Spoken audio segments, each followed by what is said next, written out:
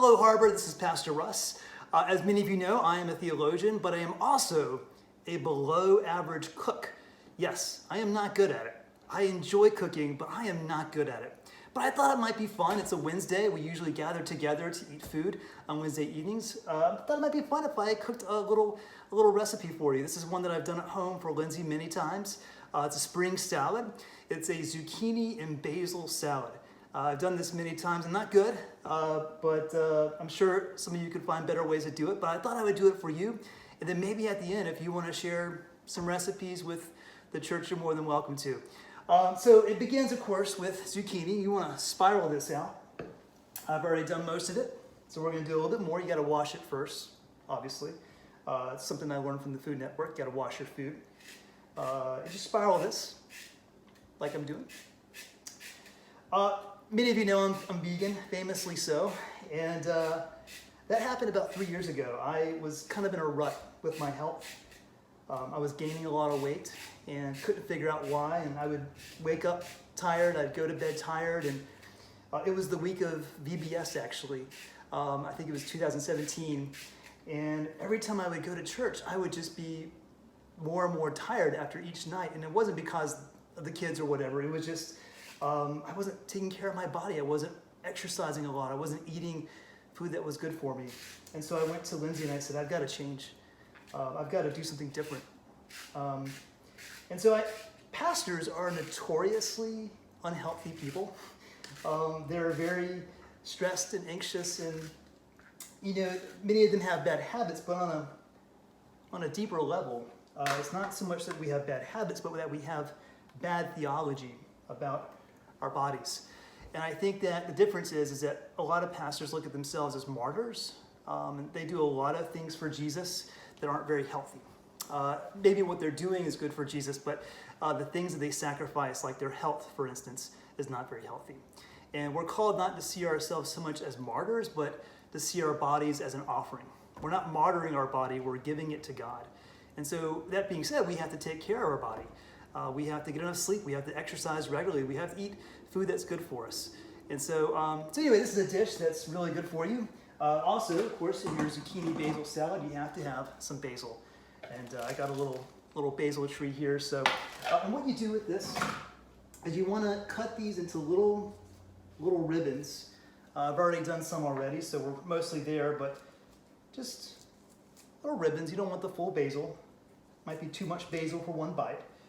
So you just do, again, I don't measure things. You just sort of grab some basil and go. You just sort of basil to taste. I don't know. So you just do this. Yeah. And then for a little bit of texture, you're going to need some sort of crushed nut. So you can use pine nuts. You can use almonds. I'm going to use walnuts. Really delicious. So again, I don't know, just grab some walnuts. I don't know. You just put it in and that's good. Okay, so then you just put that in there. Gives it some good texture. Okay. All right, but then you got to make a dressing, and so dressing is really important.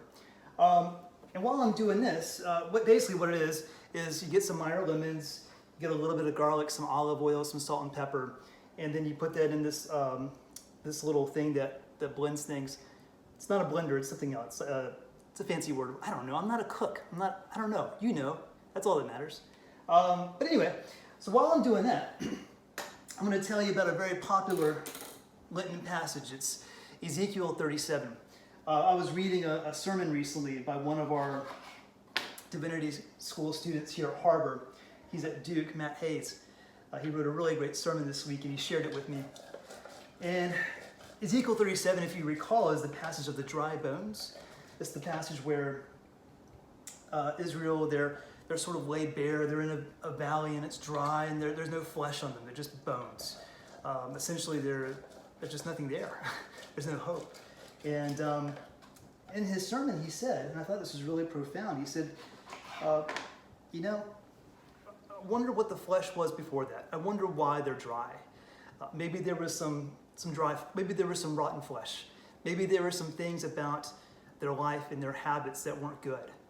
And I thought that was profound. And so God has a way of sort of tearing us down to build us back up. And so when you think about what we're going through right now with this pandemic, I think it's an interesting thought. Dave Hollis posted on Facebook this week. He said, in our race to get back to normal, maybe we should consider what normal we want to get back to.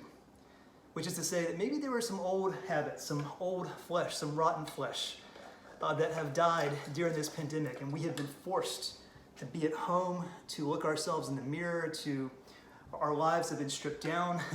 We've been forced to look at our bare bones.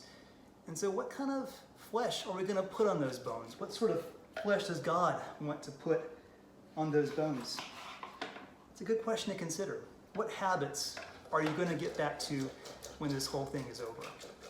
Okay, so we have mostly crushed, or we mostly squeezed out all the juice from these lemons. I use 3 lemons. We don't use a lot of olive oil. I know that some recipes call for like half lemons, half olive oil. If you want a little bit healthier, you can just use mostly lemons. I got some garlic here as well. You can use 2 to 4 cloves, depending on how much you're cooking.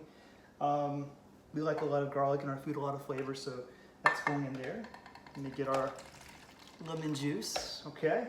All right, and this is where we keep our olive oil and a little fish. Yeah, again, I don't know. That looks about right. I don't know. Okay, and then we've got our salt and pepper.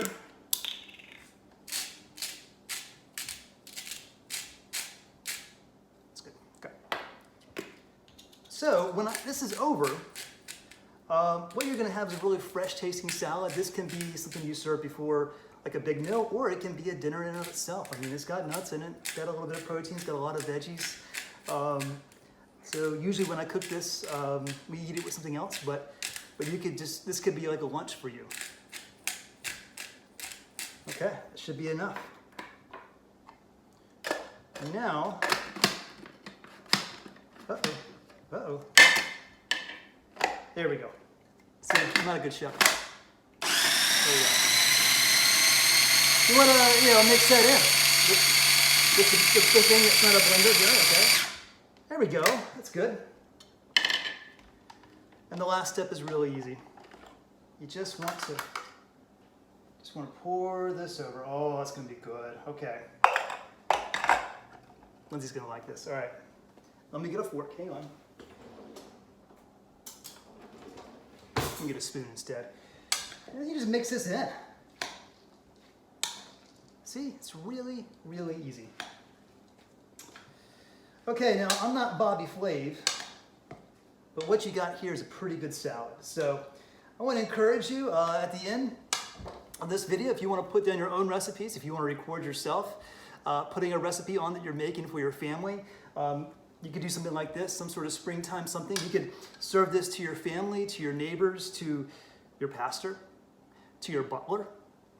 If you have a butler, you're probably not cooking for yourself. But anyway, feel free to share. Remember that food is a very holy thing, and it can be good for nourishing our bodies, which our bodies are meant to be an offering.